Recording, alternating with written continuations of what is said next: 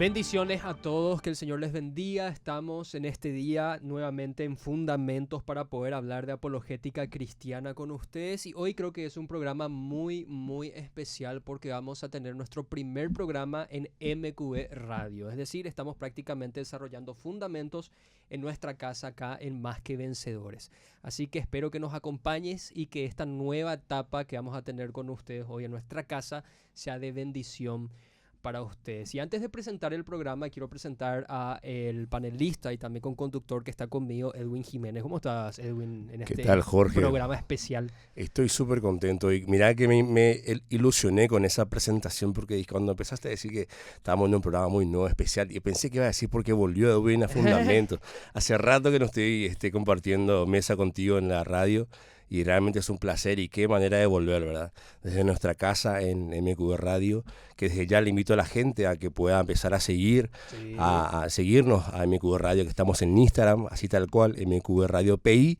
También estamos en TikTok como MQB Radio. También estamos en YouTube como MQB Radio. Y por supuesto que pueden escuchar la radio desde la app, que la pueden conseguir tanto en Android como en iOS, que está en sus respectivas galerías de aplicaciones como MQB Radio. Totalmente. Eso no quiere decir que nos van a dejar de escuchar en Obedira. Este programa va a ser, por así decir, retransmitido también por la 102.1. Claro, siempre va a ser Obedira en nuestra casa, ¿verdad? Siempre vamos a estar en Obedira también. Y vamos a tener nuestros programas en los espacios de podcast, en Spotify, en Apple Podcasts, en Fundamentos, ya sea en Obedira. Y creo que también MQB tiene las carpetas, los podcasts, ¿verdad, Jere? Ahí me confirman que sí.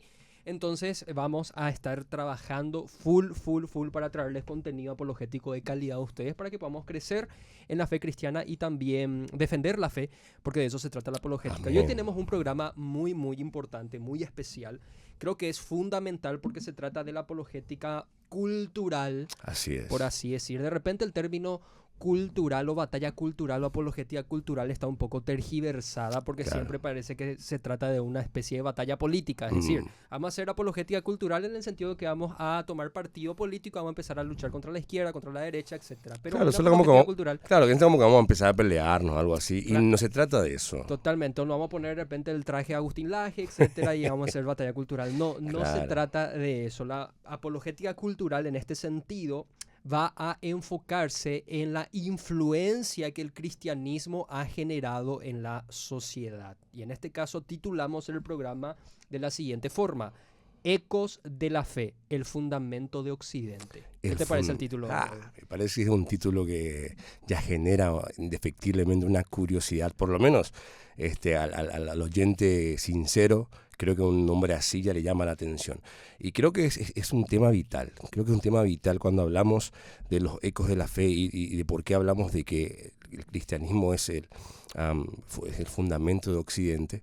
Creo que es un momento clave para hablar de eso. Totalmente. Cuando empezamos a ver y comparar cómo está este continente, cómo está el continente europeo, por ejemplo, con influencias y llegadas de otro tipo de cosmovisión, de otro tipo de cultura, y empezamos a ver cómo eso empieza a afectar a sus sociedades, a la sociedad. Inclusive vemos que grandes ateos y contrarios a la fe empiezan a reclamar que su espacio se respete un poco, porque inclusive me llama mucho la atención porque Richard Dawkins lo dijo, ¿verdad? Él se llamó a sí mismo cristiano cultural. O sea, que no comparte la fe, no comparte la religión, pero sí comparte la cultura que estableció en su entorno el cristianismo. Claro. No cree en Dios, no cree en el cristianismo, pero disfruta y aprueba sus beneficios. Claro, entonces está interesante ver a qué se refiere este señor Dawkins cuando dice esto, y también empezar a valorar un poco los aportes, los grandes aportes que ha tenido la fe cristiana para la cultura que tenemos hoy. Porque es muy fácil decir las cosas por decirlas nomás. Es muy fácil escuchar a una persona que no cree en nuestra cosmovisión, o que no comparte, mejor dicho, nuestra cosmovisión cristiana, decir disparates como que no, si la iglesia no existiera, nosotros más o menos íbamos a estar andando en coches voladores y que, no sé, vamos a estar inventando la máquina del tiempo, más o menos como que la iglesia es culpable de no sé cuántos centenares, miles de años de atraso. Y realmente es así, realmente hay argumentos para sostener semejante acusación ¿O no será que está errando muy grande lo que dice? Totalmente, ¿No será que, una afirmación gratuita nomás también puede ser. claro, no será que si vamos, si somos honestos al estudiar la historia, a ver un poco cómo se desarrollaron los tiempos, nos vamos a encontrar con una realidad completamente diferente? Entonces creo que de eso se trata el programa de hoy, ¿verdad? De hablar un poco de cómo la fe ha moldeado nuestra cultura occidental y también cómo tenemos que empezar a rescatarla y cuidarla, ¿verdad? Porque tenemos ya ejemplos de culturas que empiezan a ser afectadas por otro tipo de cosmovisiones y ya empiezan a sufrir consecuencias que se empiezan a lamentar. Totalmente. En pocas palabras, lo que vamos a hacer es observar la influencia del cristianismo, la influencia positiva de la fe cristiana en nuestra sociedad y también ver un poco las consecuencias de lo que acarrea, por así decir, a abandonar los fundamentos de Occidente, que es, dicho sea de paso nuevamente y repito, legado cristiano. Juan o sea, vamos 8, a ver los sí. beneficios y las consecuencias. Juan 8:32 lo dice claramente: conocerán la verdad y la verdad los hará libres. Así que vamos a ver un poco esta verdad maravillosa que creo que a cualquier persona que comparta la fe le va a entusiasmar y lo va a envalentonar también para entender y defender y pararse sobre tierra firme a decir: mi fe es válida, mi fe ha moldeado la sociedad y hay que rescatar los valores que mi fe proclama. Totalmente. Y creo que podemos empezar explicando un poco el título a que nos referimos con ecos de la fe, porque cuando hablamos de fe y de cristianismo, de repente caemos en el error de reducir el cristianismo a un mero acto evangelístico en la persona de Jesucristo y en el evangelio, pero en realidad el cristianismo es mucho más. Claro, estamos de acuerdo que el evangelismo y el evangelio son centrales, claro, pero no es súper amplio, claro. No es todo el cristianismo. Totalmente. El cristianismo creo que lo explica muy bien Gregory Kugel, en su libro que se llama La verdadera historia, en donde él establece claramente que el cristianismo es dentro de todo una cosmovisión. Es decir, el cristianismo abarca todas las áreas de la vida humana, de tal manera que son también como unos lentes que nosotros nos colocamos para ver la realidad. Es decir, el cristianismo te responde preguntas claves y fundamentales como por ejemplo, ¿quién soy yo? ¿De dónde vengo? ¿Por qué existo? ¿Qué es bueno? ¿Qué es malo? ¿Qué debemos pensar acerca de Dios? ¿Cuál es mi destino? Etcétera, etcétera, etcétera. Claro, o sea, una cosmovisión es amplio, es una cosmovisión. Cosmo, universo, visión, cómo ves el mundo. El aspecto de los lentes creo que es clave, porque es así, es la manera en la que uno ve el mundo y todo. Totalmente. Lo ve todo, cómo interpreta todo, el lente que uno se pone para interpretar la realidad. Entonces, creo que el tema de los lentes es un acertado ejemplo. Totalmente. O sea, el cristianismo vendría a ser como la respuesta a los porqués de las cosas. Por ejemplo, para mí, amar a mi prójimo está bien y odiar está mal, matar está mal. Y el cristianismo te responde ¿por qué? Claro. ¿Entendés? Esas son preguntas que nosotros no nos hacemos. Damos por hecho. No, pero cuando observamos sus bases, el por qué, ahí es donde nosotros hemos de notar cuál es nuestra cosmovisión. Y bueno, el cristianismo se encuentra en esa base, si es que sos cristiano, en esa base que te responde el porqué de ese tipo de cosas. Hay personas que no son cristianas, pero se benefician de la forma de pensar cristiana. Claro, o sea que cuando decís esto me hace acordar, hace poco había visto un video de un famoso youtuber que estaba hablando con un invitado y le dice, el entrevistador le pregunta a su entrevistado, le dice, ¿cómo eso de que en Japón uno no puede tener amigos o algo así? Y me pareció muy simpática la pregunta porque no sé si es tan cierto. Y entonces el otro le responde, no, lo que pasa es lo siguiente, dice, nosotros tenemos que admitir que nuestra ética está basada en la ética cristiana, dice él. Claro. Y este es ateo, ¿eh? Este muchacho que lo hablaba era ateo. Dice, nuestra ética está basada en la ética cristiana. Y allá ellos tienen otro tipo de ética, otro tipo de cosmovisión ética, por la que, por ejemplo, una persona que está pasando mal no tiene esa visión de voy a ir a hablar con un amigo o voy a compartir mis problemas con un amigo, sino que dicen, ¿qué derecho tengo yo de poner mis cargas sobre otro? O incluso piensa, dice, este entrevistado decía, que tiene una convicción y dice, no, porque incluso si yo hago esto, voy a estar en deuda con esa persona. Entonces directamente deciden no hacerlo y viven en una sociedad bastante individualista, ¿vale? que cada quien más o menos se la lleva como puede. Y sin embargo, en nuestra cultura, en nuestra sociedad es sumamente común poder recargarnos un poco en nuestros amigos, en nuestro entorno cercano, para llevar juntos nuestras caras, para compartir nuestros problemas, para entender que tenemos que ayudar al prójimo. Y todo eso tenemos una cosmovisión que está por todos lados, aunque no lo sepamos, tiene todo que ver con la visión cristiana, con la palabra de Dios. Totalmente. Así mismo, así mismo. Y creo que a eso se refiere el título, Ecos de la Fe. ¿Qué son los ecos o cómo podríamos entender los ecos de la fe? Vendrían a ser como aquellos resultados o aquellas influencias que devienen de las afirmaciones o de las proposiciones de la fe cristiana. Es decir, vos sostenés la fe cristiana y la fe cristiana es una idea, por lo tanto esa idea va a tener consecuencias en el estilo de vida. Y bueno, si hablamos de Occidente, de una forma general, el cristianismo dejó sus huellas, dejó su eco, por así decir, dejó su influencia, dejó sus consecuencias de haber afirmado que el cristianismo es verdad, porque debemos entender y debemos reconocer que el cristianismo desde Europa ha abarcado prácticamente todo el mundo occidente, todo Occidente por lo menos. Claro, con todas las sociedades, desde, podemos hablar de la Edad Media o inclusive desde antes, ¿no es cierto?, hasta la Ilustración, y después con la llegada de los europeos a América, se fue esparciendo la religión cristiana, y con ella su cosmovisión, con ella sus valores, con ella también, bueno, sus errores quizá, pero que si nosotros vamos a la verdad pura, limpia, que es la palabra, vamos a encontrar que la palabra nunca se equivocó. En todo caso se equivocaron los creyentes, nos equivocamos los creyentes. Y eso va a ser así siempre, ¿verdad? Tampoco vamos a fingir demencia como que los cristianos nunca cometimos errores o no cometemos hoy errores. Pero lo que es infalible es la palabra. Y la verdad siempre es verdad, independientemente de quién la diga, independientemente de cómo se interprete, pero la verdad no deja de ser. Claro, Hitler puede decir que matar está mal, por ejemplo. Claro. No por ser Hitler deja de ser, o sea, no deja de tener razón. Claro, no porque yo vengo y te digo, mira, ¿cuánto es 2 más 2? Y 2 más 2 es 5, te digo, y te doy $1.000.000.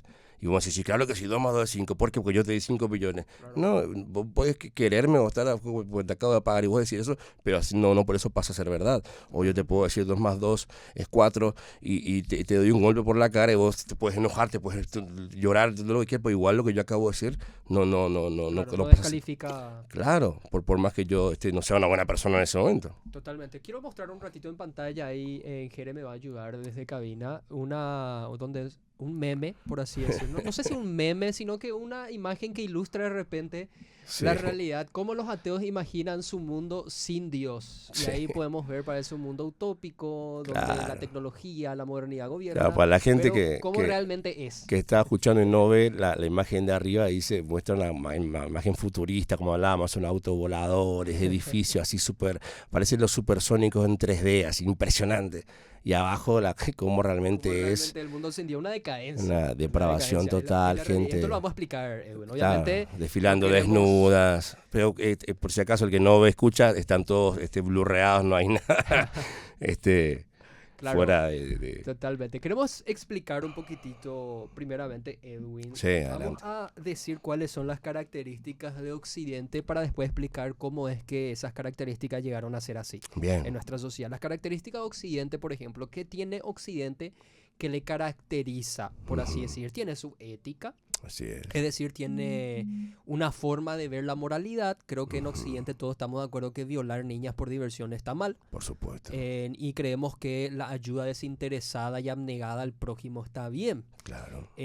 Todos en Occidente valoramos los avances científicos, la ciencia moderna. ¿Qué es la ciencia moderna? La ciencia moderna vendría a ser todos aquellos aspectos tecnológicos y científicos que hoy nos sirven a nosotros de beneficio. Vos mirá la cosmología, mirá la biología, mirá los avances tecnológicos, todo eso entra del rango de lo que podríamos denominar ciencia moderna, por así decir. Acá ya tenemos ya ética y tenemos ciencia. Después aspectos culturales básicos como por ejemplo la familia. Claro, valores. El valor de la familia. ¿Qué valor tiene la familia, por ejemplo, para la sociedad? Fundamentales para nosotros. De hecho, siempre nosotros en la secundaria estudiamos la base de la sociedad es la familia, toda la vida. La familia, totalmente. De hecho, el Estado existe para proteger a la familia. Claro. ¿Por qué la familia tiene valor? Porque el individuo tiene valor. En Occidente todos estamos de acuerdo que el ser humano es objeto de derechos por el simple hecho de ser humano. ¿Y por qué será? ¿Por qué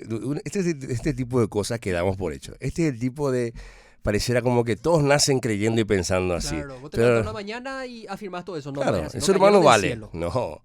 Acá hay algo, un trasfondo. Por algo creemos, ¿no? Que por algo pensamos así. Y cuando vamos un poquito hacia atrás y empezamos a buscar el por qué, nos encontramos con la palabra de Dios. Claro que sí. Y eso también responde el por qué hay una distinción entre Occidente Ujú. y Oriente. No Así podemos es. comparar, por ejemplo, no sé, Estados Unidos, Alemania, Suiza, con, por ejemplo, Yemen, Claro. con Afganistán. No podés comparar Con esas Irán. culturas. O Irán. ¿Cuál es la diferencia? ¿Qué diferencia vos ves? La cosmovisión. Ellos ven la Totalmente. ética de una forma diferente, aprecian la vida de una forma diferente, aprecian la familia de una forma diferente.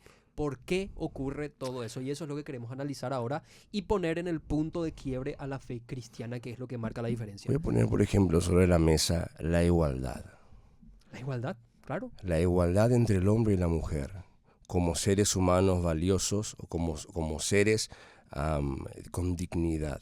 ¿De dónde sacamos eso? ¿Y por qué no existe en estos países que mencionamos? Por ejemplo, ¿Y países de por, la primavera árabe, ¿por qué no existe? y por qué en Oriente no es igual? ¿Por qué para ellos el hombre tiene una prominencia o inclusive una autoridad superior, diferente, un valor superior y diferente sobre la mujer? O inclusive si vamos a cuando surge el cristianismo ahora en la Roma. En la Roma también había una sociedad netamente patriarcal donde el varón y el hombre eran los únicos que tenían derechos, los que tenían valor. Mujeres y niños Claro. ni siquiera se contaban. De hecho, era común, dice James Kennedy en su Sí. libro, y que si Jesús no hubiera nacido, en su libro él dice que si vos nacías mujer en aquellas culturas, era muy probable que en ese mismo momento te asesinen, por ejemplo. Claro, el aborto de bebés por haber nacido mujeres era común, era normal. Y estaba hasta cierto punto bien visto, porque bueno, era normal, porque se buscaba una sociedad de hombres. Porque el Claro. hombre era el que iba a la guerra, porque el hombre era el que construía, porque el hombre era el que podía ser, Preservaba la herencia y un montón claro, de el cosas. apellido de la familia, o sea, apellido digo, pero bueno, la herencia familiar. Totalmente. ¿Y no será que la diferencia la establece la Biblia, sobre todo cuando dice que en Cristo no somos ni hombres ni mujeres, sino que todos somos uno en Cristo Jesús, y que la mujer también se le tiene que tratar con derecho porque Cristo murió por ella y la hizo coherederas de la misma gracia, y porque la mujer también es imagen y semejanza de Dios? Wow, O sea, imagínate, por si eso vos vas a la palabra y nos encontramos que hay un Dios que dice que creó al ser humano a su imagen y semejanza y dice, varón y hembra los creó. O sea, el ser humano en dos sexos, pero es un ser humano, o sea, el ser humano como tal, y al ser humano, ambos sexos, los crea a imagen y semejanza. Totalmente. Y por el simple hecho de ser imagen y semejanza a Dios, somos seres dignos. El Señor nos otorga esa dignidad. Totalmente. Imagínate si en vez de esa influencia bíblica, que es la que vos acabaste de citar, en realidad nos hubiese llegado la influencia aristotélica, que decía que la mujer era sencillamente un hombre mutilado, Sí. un hombre imperfecto. Wow, imagínate lo que apreciamos la sabiduría de estos grandes hombres por muchas cosas, pero te encontrás que también podían decir cada disparate, ¿verdad? La pifiaron ahí. O incluso podríamos irnos al judaísmo ortodoxo tradicional, que decía que lo peor que te podía pasar en esta vida era nacer mujer. Que eso era como una especie de maldición de Dios, por ejemplo. Y encontramos, sin embargo, hoy tantas personas marchando contra la iglesia y contra el cristianismo como el gran enemigo, porque que oprimen, que no sé qué, y sin embargo, la dignidad y la igualdad nacieron y parten de una cosmovisión cristiana, de las palabras de Cristo también, de lo que nos enseña el apóstol Pablo, el apóstol Pedro, de cómo los matrimonios deben tratarse, cómo deben verse, como bien decías hace rato, como coherederos de la gracia. Es algo maravilloso. Por eso hablaba en la introducción de decir que es muy fácil hacer afirmaciones gratuitas, pero si vamos a la verdad, si vamos a la historia, si vamos al texto, si vamos a la palabra, nos encontramos con una realidad completamente diferente. Totalmente. Creo que tenemos que hacer una aclaración, porque imagino que muchas personas que no son cristianas estarán escuchando eso y estarán diciendo en sus mentes, o sea que tenemos que ser cristianos para darles valor al ser humano, para darle valor a la mujer. No estamos diciendo eso. Lo que estamos diciendo es que no podés explicar ese valor si es que no apelás a una cosmovisión cristiana. Exacto. Por ejemplo, si vos decís que la mujer tiene valor intrínseco, es decir, un valor independiente a la subjetividad humana. ¿Qué quiere decir eso? Un valor que no depende de la opinión humana. Claro, de quién, Que hijo de quién sea, de cuándo nació, de no. totalmente, no depende. Independientemente de todo eso. Tiene valor natural. Así es. La pregunta es, ¿por qué hacemos esa afirmación? ¿Por qué tiene valor natural y por qué deberíamos aceptar esa afirmación como verdadera y rechazar la afirmación que dice que la mujer tiene un valor inferior al valor masculino? Que es lo que se cree en culturas que no son influenciadas por el cristianismo, la cultura occidental. O sea, Claro, totalmente. eso es lo que se cree, eso es lo que se predica. Eso es lo que estamos diciendo. No estamos diciendo que tenés que ser cristiano para creer esto. No, estoy seguro que vos, que quizá me estás escuchando, no sos cristiano, no sos cristiana, igual crees esto. Lo que te estamos diciendo es que esta creencia, ¿Cómo se sostiene? ¿cómo lo podemos sostener? Y se sostiene solamente a partir de la fe cristiana. Eso es heredado de la fe cristiana. Esa idea no cayó del cielo. El ser humano tiene valor gracias a las afirmaciones cristianas. La fe cristiana es como la base epistemológica, es decir, explica Sí. cómo llegamos a ese conocimiento o cómo llegamos a esa verdad. Esa es la distinción. Y mira que recién estamos empezando. Sí, estamos calentando Y motores. si sacamos el cristianismo, Edwin, ya se desmoronó algo tan fundamental como el valor del ser Claro, humano. imagínate que esto es una verdad que sostiene nuestra sociedad de una manera tan espectacular y que la damos por hecho. Claro. La damos por hecho, que así es en todas partes. Y no es así en todas partes. No es así en Y no todas siempre partes. fue así. Y no, ahí está, y no siempre fue así. ¿Por qué hace poco una persona de redes había publicado, ¿verdad?, que nadie quiere emigrar a países de mayoría musulmana, o nadie quiere emigrar a países de mayoría hindú, o mayoría comunista, mayoría pagana? ¿Por qué? ¿A dónde emigra la mayoría? ¿A dónde hay mayorías cristianas? Siguiente. Lo mejor de Roma, lo mejor de Atenas, lo mejor de Jerusalén, contenidos en Cristo y su Iglesia universal. Un mundo cristianizado es un mundo hermoso. Descristianízalo, dice este autor, y obtendrás la fealdad de una humanidad depravada, que es lo que habíamos mostrado también en la imagen, ¿verdad? Totalmente. Me gusta mucho lo que dice lo mejor de Grecia y lo mejor de Jerusalén, porque de Jerusalén heredamos al Dios Ujú. de Israel y de Grecia heredamos la filosofía, Ahí está. el saber humano. Otra cosa que podríamos decir, Edwin, es el tema de la familia, por ejemplo, y creo que acá es una evidencia la que yo voy a dar de por qué el cristianismo es el arquitecto de la familia tradicional. Es que usualmente estos movimientos ideológicos que tratan de proponer una nueva forma de ver la familia se oponen abiertamente al cristianismo. La pregunta es ¿por qué? Claro. ¿Por qué las marchas feministas, las marchas del orgullo gay siempre suelen terminar de repente en actos de vandalismo en alguna capilla? Profanando la cruz o Profanando la cruz o burlándose de la fe cristiana? Cristo. ¿Por qué ocurre eso? Porque ellos con ese hecho admiten que la familia tradicional tal cual en Occidente la ha preservado, la ha valorado, la ha heredado, por así decir, es legado de la fe cristiana.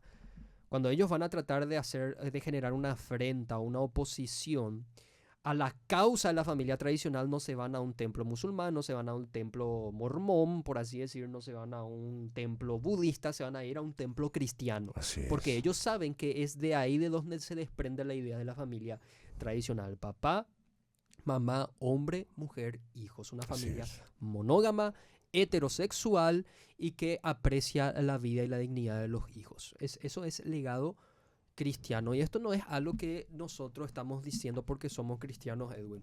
Claro. Creo que también vale la pena decir que los mismos ateos, y me gustaría citar acá a Nietzsche, el loco alemán, él afirmaba claramente que el concepto popular de ética de Occidente pertenece al cristianismo. Entonces él declaró Dios está muerto, la muerte de Dios, y con ello lo que él trataba de proponer, según Nietzsche, era un cambio cultural, de donde el ser humano iba a empezar de nuevo a desarrollar su propio valor, su propia ética. ¿Por qué? Porque ya no nos interesa heredar las cosas que corresponden a ese Dios que para Nietzsche estaba muerto. La crítica de Nietzsche era a su sociedad que hablaba como de desprenderse de la fe y sin embargo seguía viviendo como si la fe fuese su base. Claro, era como una especie de ateo honesto, por así decir, incoherente, pero honesto en el sentido de que Nietzsche... Cuanto menos era honesto, sí. Totalmente. En ese sentido. Nietzsche lo que quería hacer era de repente emitir una crítica a los ateos de su tiempo también. ¿Por qué? Porque los ateos de su tiempo negaban a Dios, pero seguían viviendo como cristianos. Claro. Con el nihilismo No de como Nietzsche, cristiano en el sentido de guardar la fe, ir a la iglesia. Claro. No. seguían valorando la moral cristiana. Claro, de la seguir familia viviendo cristiana. como si la vida tuviese un sentido, un valor intrínseco, Sí. como si el ser humano fuese un ser digno y cosas así que Nietzsche admitía y confesaba, no tienen sentido si que es que realmente entendemos que Dios está muerto. Y Nietzsche era un pastor, era un sacerdote. No, él era un ateo. Él era un ateo. Y un ateo nihilista. Nihil, del latín nada, era la consecuencia de la afirmación de la muerte de Dios según Nietzsche. ¿Qué quiere decir eso? Si Dios muere, ¿qué queda? Nada. Absolutamente nada. Estamos en un relativismo absoluto en donde el ser humano debe construir de nuevo todas sus percepciones.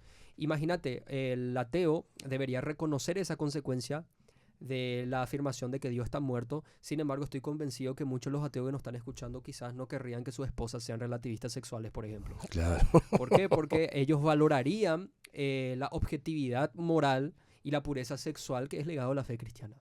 O sea, les encantaría tener dentro de todo un matrimonio cristiano, monógamo, fiel. Claro. Como dice Dawkins, culturalmente cristiano. Culturalmente cristiano. ¿Y ahora de qué podemos hablar? Ya hablamos del valor intrínseco, Sí. ya hablamos de la familia. ¿Qué otra cosa le caracteriza a Occidente? Hay una pieza fundamental que siempre se trata de enemistar con la fe. La ciencia. La ciencia. Ese es un clásico de clásicos, pero es como un Cerro Olimpia acá en otro país, sí. Clásico de clásicos, un Boca River en Argentina. O sea, cómo se trata de enemistar a la fe con la ciencia es fantástico. La fe y la razón, dicen los que están contrarios a la fe, que la fe y la razón son enemigos acérrimos, que no se pueden mezclar más o menos. Y sin embargo, si uno es honesto y revisa la historia y mira los aportes, la influencia que ha tenido el cristianismo para la ciencia, podemos llegar a afirmar sin ánimo, sin intención de equivocarnos y con la certeza total de que sin el cristianismo, sin la fe monoteísta cristiana, no existiría la ciencia. ¿Por qué? Porque en una cosmovisión politeísta, con muchos dioses, cada dios gobernando su área, uno que gobierna el tiempo, otro el clima, otro que gobierna no sé qué, y están por sus ánimos, y el dios está feliz, entonces bueno, nos da cosecha, si el dios es malo, bueno, y así, cada dios gobierna un área de la vida, no sé qué, entonces sería imposible estudiar la ciencia, sería imposible, porque que cada dios juega su propio juego más o menos, y uno tiene que buscar al dios correcto dependiendo de qué área quiere tocar en la vida, pero si entendemos que hay un solo dios que gobierna, un dador de la ley, que gobierna sobre todo, que dio la ley, las leyes del universo. Entonces, en un mundo así, ordenado, uno sí puede hacer ciencia, uno sí puede estudiar y tratar de entender las leyes que dio el dador de la ley. Totalmente, totalmente. Imagínate lo siguiente, esa idea que afirmaste al principio de que existe una creencia popular de una supuesta enemistad entre la fe y la ciencia, ¿de dónde viene? ¿Es algo que siempre ha existido o es algo reciente? Bueno, el doctor Antonio Cruz, pueden investigar al doctor Antonio Cruz, científico cristiano, dice lo siguiente: la creencia de que la ciencia contradice al teísmo o a la fe cristiana no es cierta y responde más bien a ignorancia o a intereses ideológicos. Eso dice Antonio Cruz. Y otro gran pensador, William Lane Craig, que está entre los pensadores más importantes de nuestro siglo, según una estadística secular, no una estadística cristiana, dice lo siguiente: la idea de un enfrentamiento entre la ciencia y la religión es una invención relativamente reciente de finales del siglo XIX, nutrida cuidadosamente por pensadores seculares que tenían como objetivo el socavamiento del dominio cultural del cristianismo en el occidente y su reemplazamiento por el naturalismo, es decir, el concepto de que nada fuera de la naturaleza es real y que la única forma de descubrir la verdad es por medio de la ciencia. Claro, ¿Qué quiere decir eso? Es un invento reciente, pero es en un realidad conflicto no existe. Aparente nomás. Pareciera que es un conflicto, pero en realidad no existe Es tal pura conflicto. propaganda, podríamos decir. O sea, hicieron una buena propaganda Y las personas allá afuera, de repente, el ateo de bajo presupuesto, el ateo de YouTube, el ateo de las redes sociales, observan esa propaganda, lo toman como verdad y popularizan esa idea y eso se perpetúa. Entonces es fácil hoy día decir como un cliché, yo no creo en Dios, creo en la ciencia. Sí, Pero lo en realidad no vemos. sabe lo que está diciendo. No la persona saben que lo que dice. dice, no saben lo que es impresionante. También, John F. Kepler decía justamente que la ciencia es pensar los pensamientos de Dios. Él era un Totalmente. astrónomo y decía que Dios puede ser celebrado en la astronomía. Esto dice Antonio Cruz también. La mayoría de los científicos que integraron la revolución científica del siglo XVII, en la que se creó el modelo moderno de la ciencia occidental, fueron personas que creían en un Dios creador. Científicos como Copérnico, Galileo, Kepler, Newton, Torricelli, pensadores como Descartes, Leibniz o Pascal, todos eran cristianos convencidos de que estudiar la naturaleza era como escudriñar la revelación natural de Dios. Era Y una esto forma de dice estudiar a también, Dios, sí. totalmente, esto dice Charles Texton, escribe lo siguiente, él dice que está bien documentado que la ciencia moderna nació en Europa en una cultura cristiana nutrida a partir de las ideologías propuestas por la Reforma Protestante. O sea, esto Si uno dice mira en la un historia, pensador. claro, si uno mira en la historia, entonces ese conflicto aparente del que hablamos se desvanece, desaparece. Porque como bien decís, la ciencia moderna surge en la Europa cristiana medieval, como hace 700, 800 años nomás. Claro, eso que vos estás haciendo, Edwin, es una afirmación histórica. Es decir, eso se tiene que tratar de extraer de la historia. Tenés que ver qué dicen los historiadores. No estamos hablando del escéptico, del ateo de YouTube ahí que dice, hay una guerra entre la ciencia y la religión. Bueno, ¿qué dicen los historiadores? Y esto dice Nancy Pearcey. El estereotipo común es que la religión y la ciencia están en guerra, pero los historiadores, independientemente de sus confesiones, lo están invirtiendo. Es decir, si vos te vas y analizás lo que dice un historiador, ellos van a afirmar que la ciencia moderna es el resultado de la influencia cristiana. Tanto así que incluso Paul Davies, que es un científico agnóstico, dice que los primeros científicos como Newton eran religiosos de una u otra manera. ¿Por qué? Porque ellos interpretaban su ciencia como un medio para descubrir el rastro de la obra de Dios en el universo. Qué maravilla. ¿Y acaso a ellos no le perseguía la Inquisición, Edwin, por eso eran cristianos? Porque de repente eso se dice, estos primeros científicos eran cristianos porque la Inquisición les perseguía. Bueno, yo quiero saber si Francis Collins, por ejemplo, hoy día a él lo persigue la Inquisición. Francis Collins, el padre del genoma humano, científico cristiano. A Antonio Cruz lo persigue la Inquisición, por ejemplo. Podríamos decir esas cosas, pero... Claro, porque se habla de que en la época de la Inquisición que se quemaban libros, que más o menos una persona a la que más o menos era un poco inteligente ya se les mataba. Muchas cosas que tienen cierto grado de verdad, pero no son toda la verdad, porque si nos vamos también a revisar bien la historia, nos encontramos con que los grandes conocimientos de Roma, de Grecia, por ejemplo, fueron preservados por los monasterios. La iglesia fue una de las tenía las bibliotecas más grandes en los que preservaron el conocimiento que hasta hoy nos llega.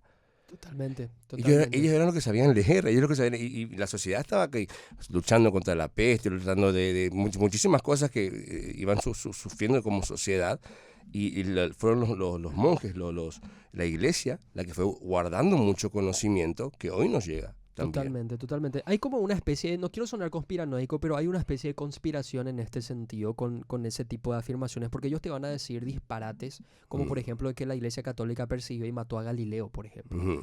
Pero eso, obviamente, vamos a dedicar un programa para explicar lo que pasó con Galileo, el caso de Galileo, por ejemplo, pero la Iglesia no le persiguió y no lo mató. Sí. No es cierto. Galileo tuvo un problema con la academia filosófica de turno, no con la cosmovisión cristiana. El problema contra Galileo era Galileo versus Aristóteles, no Galileo versus Jesús. Claro. Entonces era la filosofía predominante de ese momento, que obviamente pertenecía a la élite de la época de Galileo, que tuvo serios problemas contra Galileo. No el cristianismo tradicional, que no tenía absolutamente nada que ver. Por tanto, así que dice William Lane Craig, no existe conflicto entre la ciencia y la religión. Sencillamente tenemos malos religiosos y malos científicos. Todo este conflicto, si empezamos a buscar dónde surge, no tiene ni 150 años. No. Es algo sumamente reciente, es una invención sumamente reciente que se fue repitiendo y repitiendo, que hasta parece verdad. Pero si, insisto, uno revisa, lee, busca, mira la historia, se encuentra con que no se creyó así siempre, no se creyó así, es más, se cree esto hace muy poco y encima es fácil de desmentir. Claro, totalmente. O sea, quiero citar lo que dice un doctor en historia, Michael Jeeves, Ujú. dice lo siguiente: fue con el descubrimiento de la Biblia y su mensaje en la época de la Reforma que el desarrollo de la ciencia cobró nuevos ímpetus.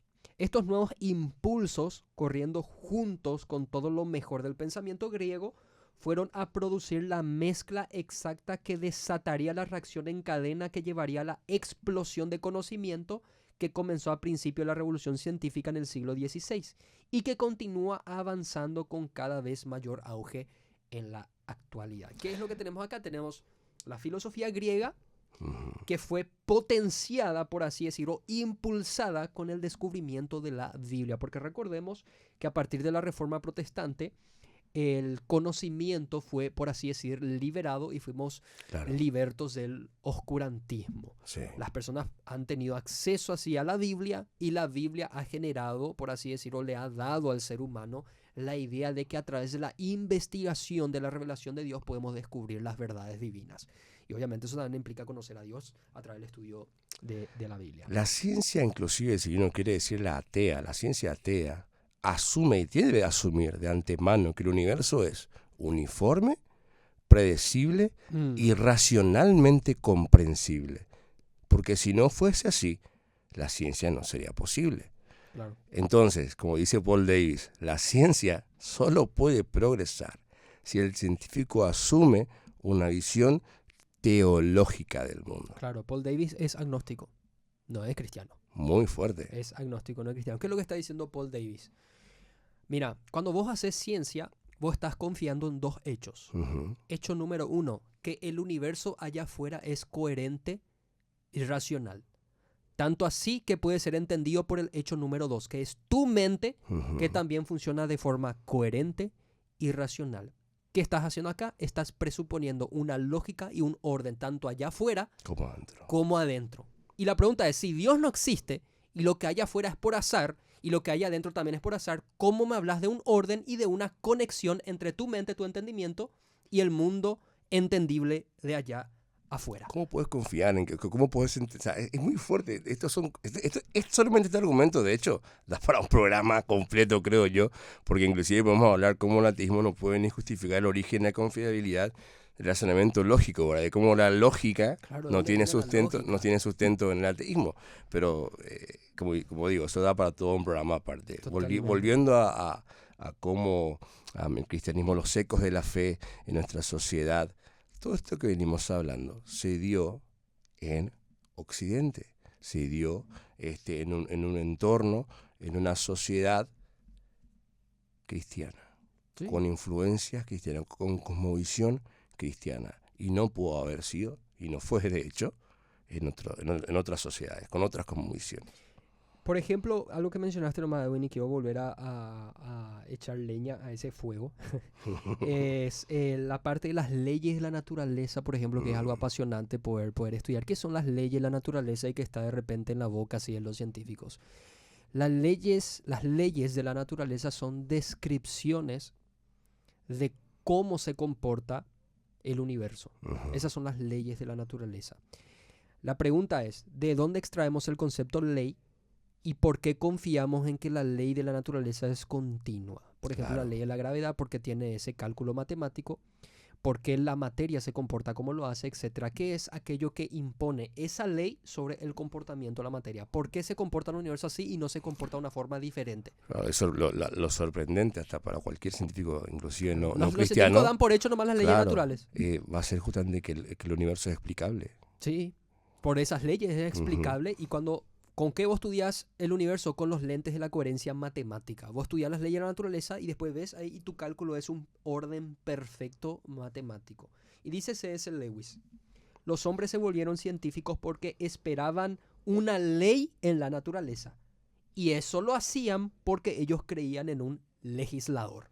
De ahí viene el concepto ley de la naturaleza. La ley de la naturaleza es, por así decir, el orden que el creador impone sobre la creación. Por ejemplo, la escritura dice, hasta acá llegará tus olas soberbias, le dice Dios al océano, al mar.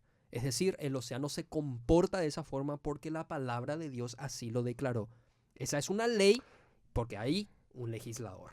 Es algo extraordinario. Fundador de la ley. No, es impresionante. Bueno, y en ese momento... El mismo dador de la ley moral es el mismo dador de la ley natural. Así nomás. Es mind blowing, como el meme. Así, ¿no? La teología era considerada, de hecho, la base de la ciencia. Hoy nomás, porque es muy fácil afirmar y hablar por hablar, nos quieren meter en la cabeza como que no, que la fe y la razón, que la fe y la ciencia, no sé qué, no sé qué.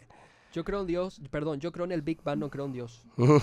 Si supieran de dónde sale la teoría del Big Bang, ¿no? Les dejo una tarea para los que nos oyen, sí o sí escucharon esa frase. Yo creo en el Big Bang, no creo en Dios. Busquen, abran su Google en su celular y pongan padre de la teoría del Big Bang. Te va a salir el nombre Georges Lemaitre. Y ve un poco si dice si él es ateo, qué es lo que era. Te vas a sorprender con la respuesta que te va a llegar. La pregunta que podemos hacernos también, Edwin, si es que seguimos avanzando con el tema de la ciencia, es por qué la ciencia no floreció, por ejemplo, en el animismo de América Latina.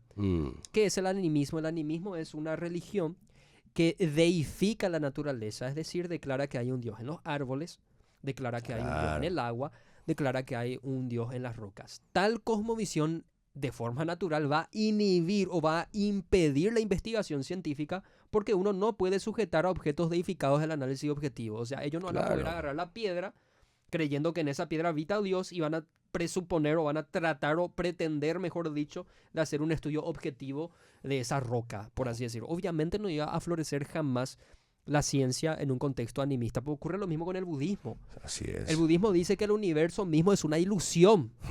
Por lo tanto, no sirve de nada hacer ningún tipo de investigación científico porque todas sus conclusiones también serían una ilusión. Claro. Y por eso en el budismo no nace la ciencia moderna. Por eso vos no vas a encontrar, o difícilmente encuentres por lo menos, un científico budista o un científico animista. Claro. No vas a encontrarlo.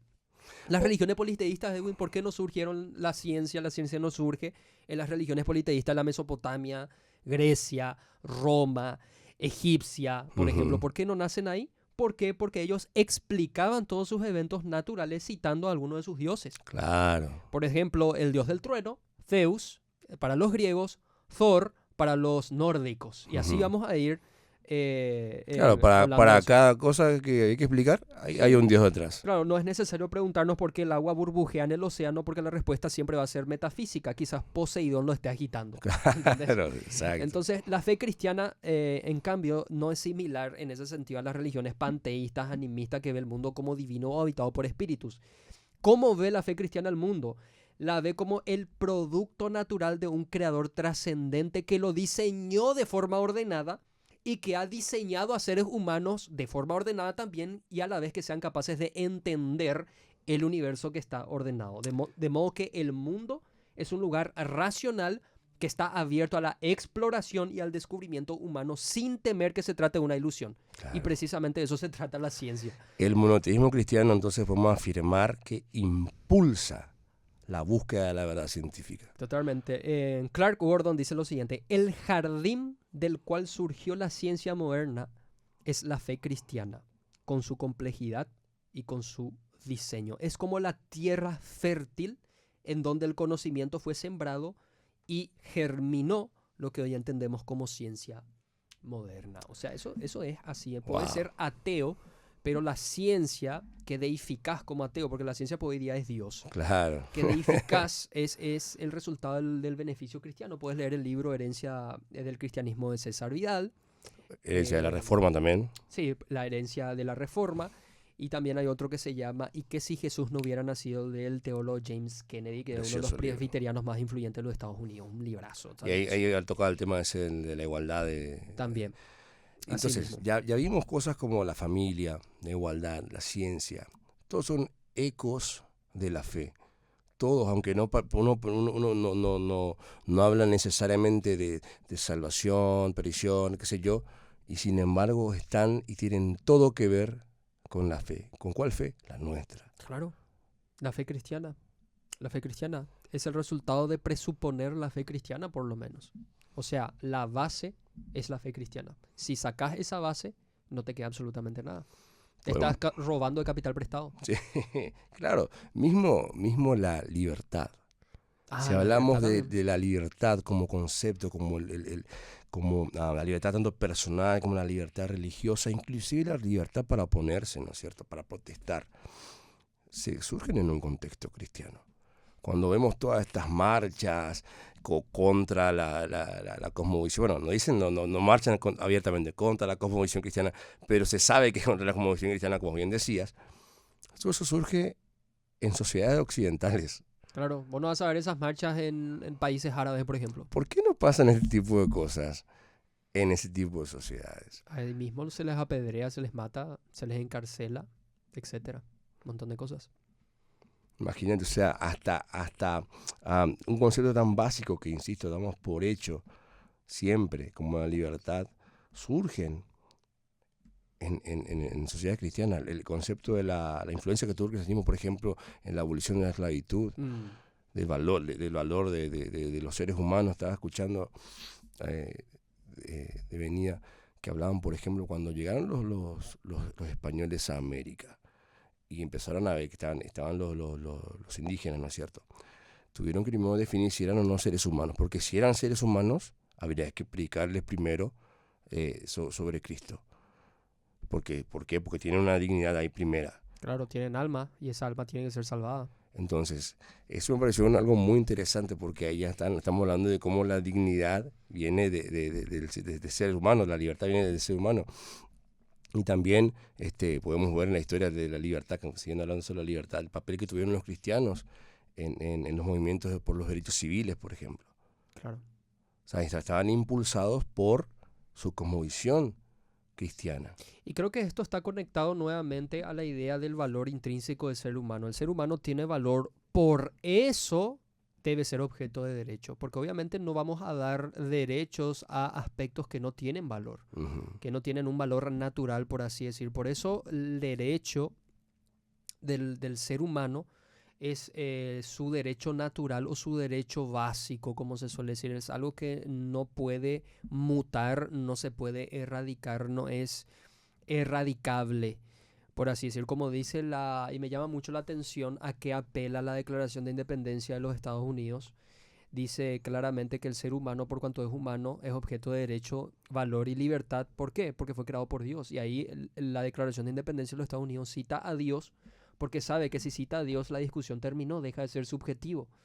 Porque si decimos, por ejemplo, bueno, el ser humano tiene valor porque otro ser humano se lo pone, bueno, otro ser humano se lo puede sacar. Claro. Y ya vimos que eso ocurrió con los nazis, ocurrió con los moros, ocurrió con los nazis contra judíos, valga la redundancia, ocurrió acá en América de repente con los nativos americanos, y así sucesivamente con los negros, también un tiempo atrás.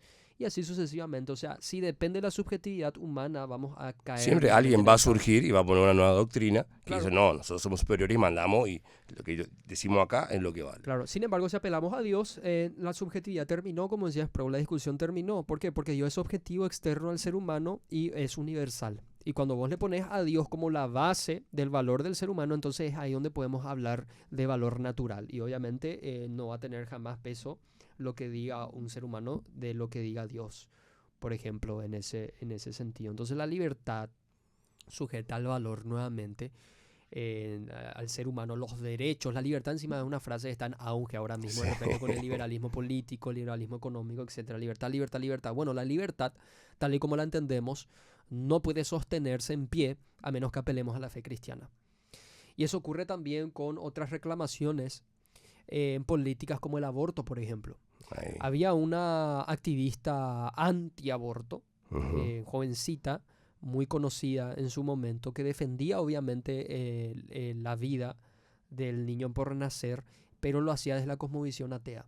Ahí va. Era incoherente. ¿Cómo podría? ¿Cómo lo haces? Por supuesto que no lo puedes hacer. Porque obviamente ellos te van a decir, la discusión tiene que ser científica, es decir, vos no podés matar al ser humano que está en tu matriz. ¿Por qué no podés matarlo? Porque es un ser humano. Y lo dice, ¿quién lo dice? Lo dice la ciencia. Bueno, estamos mezclando conceptos. Claro. La ciencia es descriptiva, no es prescriptiva. Así es. La ciencia te dice qué es el ser que está siendo gestado, pero no te dice si tiene o no tiene valor. Claro. Voy a usar un ejemplo. La ciencia me puede decir a mí, ¿qué te va a pasar a vos, Edwin, si yo te pongo un cianuro en tu café? La ciencia va a describir lo que le va a pasar a tu organismo en ese mismo momento si tomas cianuro. Vas a morir. Pero no me dice la ciencia si es correcto o incorrecto que yo te lo ponga en el café. Claro, O sea, la ciencia en ese sentido describe, no impone moralidades y deberes.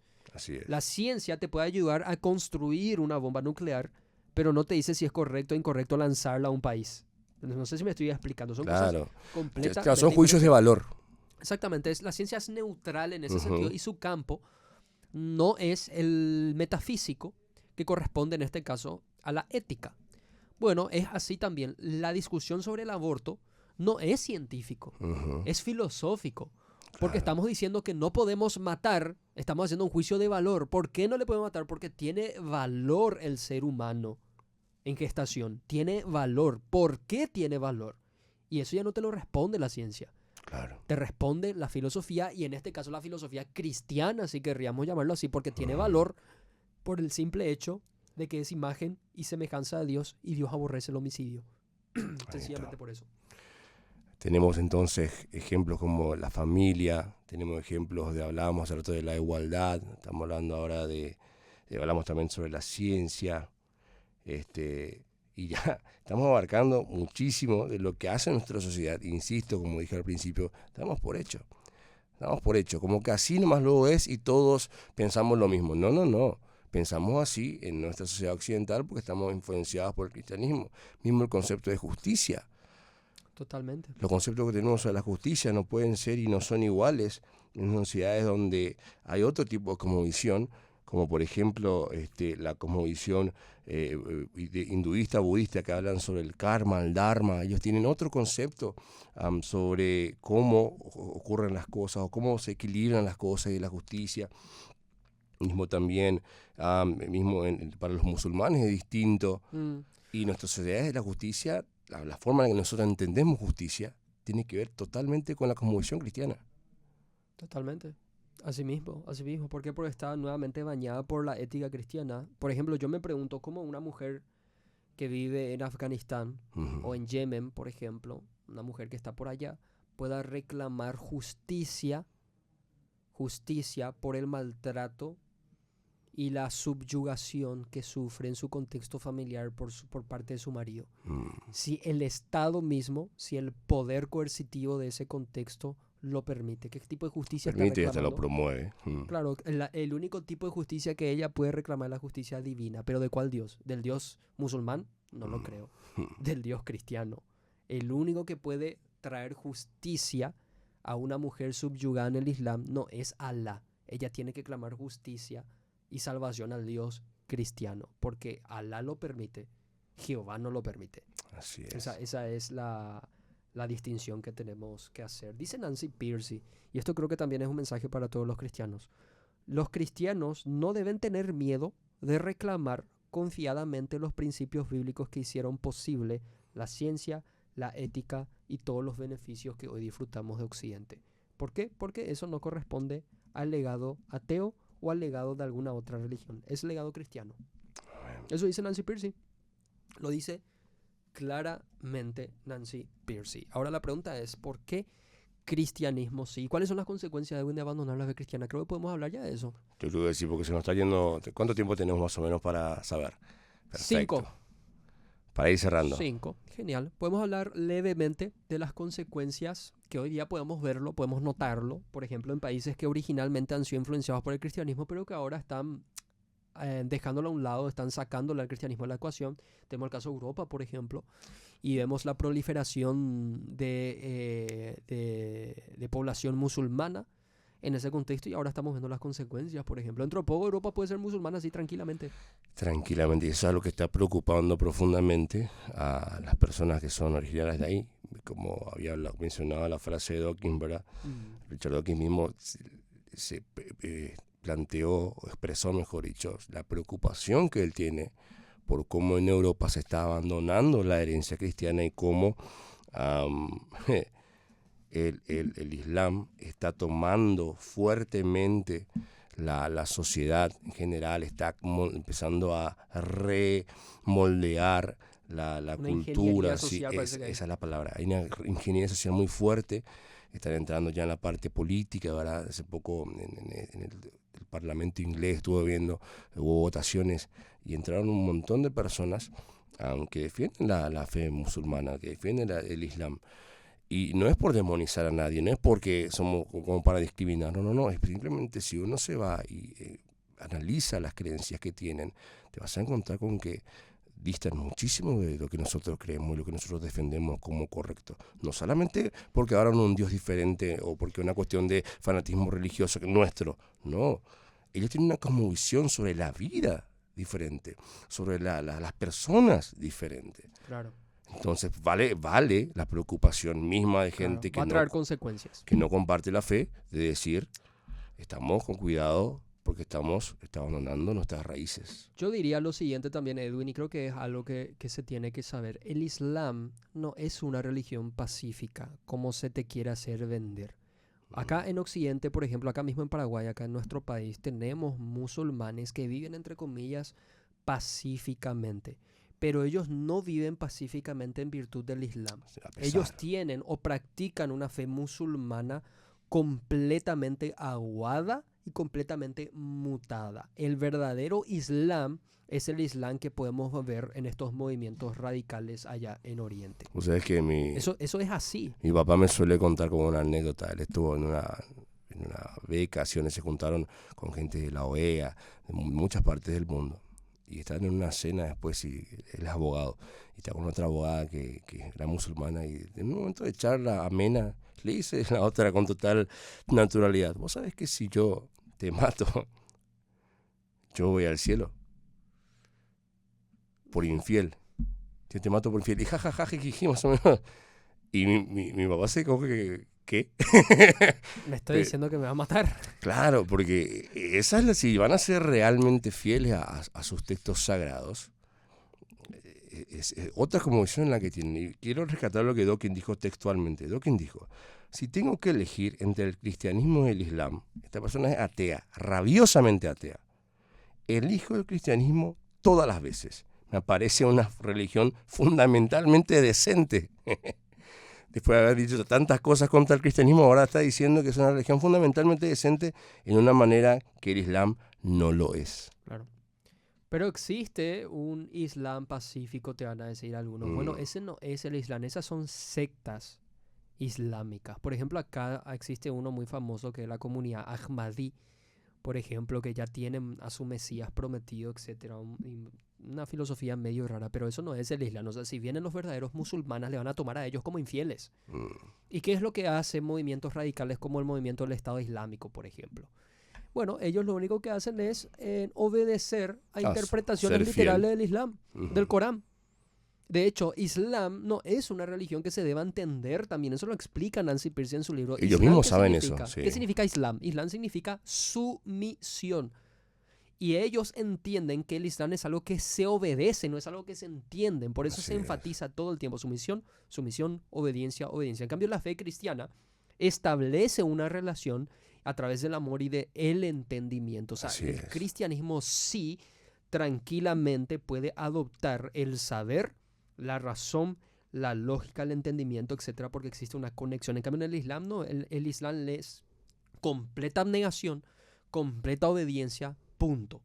Se terminó. Por eso el Corán te aseguro que tranquilamente puede decir que la tierra es plana y va a seguir existiendo la fe musulmana. ¿Por qué? Claro. Porque se dejó de lado la razón y la lógica. Bueno, estamos llegando al final del programa, Edwin. Nos quedó corto, realmente hay muchísimo de qué hablar. Sí, creo que tiramos unas puntas por ahí que va a estar bueno, claro, que la gente nos puede ir comentando, hablando también y haciendo llegar sus devoluciones. Quiero reiterar un poquito las redes de la radio. Sí. Estamos en Instagram como @MQBRadioPI, en TikTok MQB Radio también, en YouTube como MQB Radio. Y también está el WhatsApp de la radio, que es el 0987 15 14 14. También pueden hacer llegar sus mensajes, dudas. Vamos a tratar de ir respondiéndoles lo más que podamos. Totalmente. Bendiciones, gente. Nos vemos en una próxima transmisión ya acá en nuestra casa desde MQB Radio. Que el Señor les bendiga. Chau, chau.